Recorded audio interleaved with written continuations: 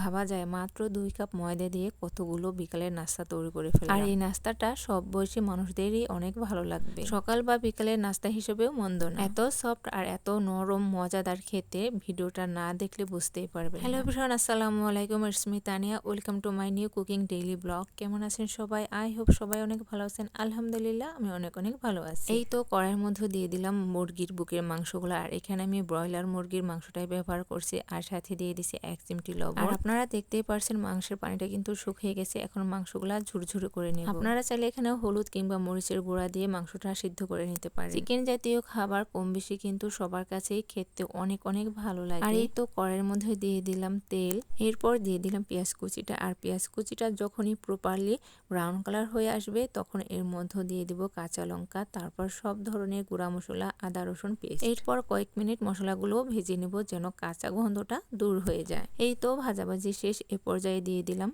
মানে মশলাটা কষানোর জন্য। আর যখনই মশলাটা কষে আসছে তখন দিয়ে দিলাম সেই ঝুরা মাংসগুলাও একদম ভাজা ভাজা করে নেব। এরপর এর মধ্যে দিয়ে দিব 2 কাপ পরিমাণে ময়দা, পরিমাণ মতন পানি এবং 1 চিমটি লবণ বা স্বাদ মতো লবণ দিয়ে ভালো করে মথে নেব। আর আমি পানিটা আগে থেকেই গরম করে রাখছিলাম। তো আজকে আমি তৈরি করব চিকেন পরোটা। তোমরা চাইলে ময়দার পরিবর্তে আটাটাও ব্যবহার করতে পারো। আর এখানে আমি কড়াইয়ের মধ্যেই ভালো করে ময়দাটা মথে নিচ্ছি। ময়দাগুলো ভালো করে মথে নিলে ডোগুলো অনেক সুন্দর হয়, সফট হয় এবং বেলতেও অনেক সুবিধা হয়। যাই হোক, এখন এক এক করে সবগুলো ডো করে নিব। আমি তো কল্পনাও করতে পারি নাই মাত্র 2 কাপ ময়দা দিয়ে এতগুলা চিকেন পরোটা তৈরি করতে পারবো। এই তো ডোগুলা কিন্তু একদম তৈরি হয়ে গেছে, এখন জাস্ট বেলে নেব। আর দেখো ডোগুলা কিন্তু খুব বড় করে না এবং ছোটও করে না, একদম মিডিয়াম করে রেখেছিলাম।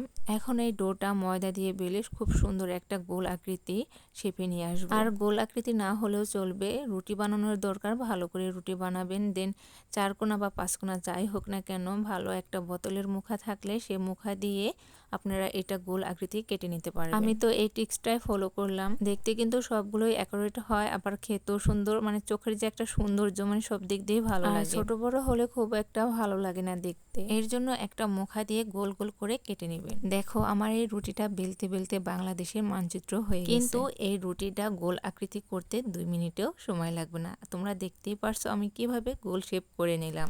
দেখো বুদ্ধি থাকলে কেউ কি আর ঘর জামাই যায় বলো? যাই হোক, এভাবে এক এক করে সবগুলো রুটি আমি বেলে নিব, তারপরে মুখা দিয়ে এভাবে গোল আকৃতি করে নেব। আমি তোমাদের 2 ভাবে দেখিয়ে দিলাম, তোমরা চাইলে ছুরি দিয়ে এভাবে কাটতে পারো এবং মুখা দিয়ে একটু জোরে প্রেস করলে কিন্তু এটা একদমই ওকে হয়ে যাবে। যাই হোক, এখন ফ্রাই প্যানের মধ্যে দিয়ে দিলাম সামান্য পরিমাণে তেল, তারপর প্যানের 4 সাইড ব্রাশ করে নেব।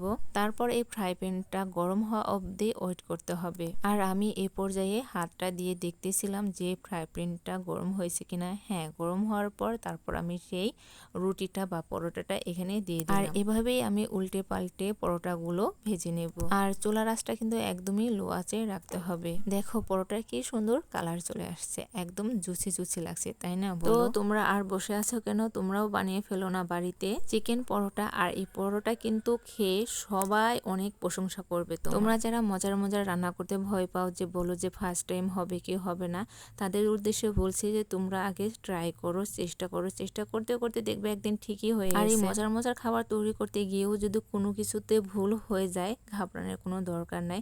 ভুল থেকেই তোমরা অনেক কিছু শিখতে পারবে। মনোবল নিয়ে রান্না বান্নার কাজে লেগে পড়ো। আজকে স্বাদ হচ্ছে না, নেক্সট টাইমে ঠিকই রান্নাটা মজাদার হবে। তোমার বা আমার মনের ইচ্ছায় সবকিছু। যাই হোক, আজকে এই পর্যন্তই। দেখা হচ্ছে অন্য কোনো ভিডিওতে। আল্লাহ হাফেজ।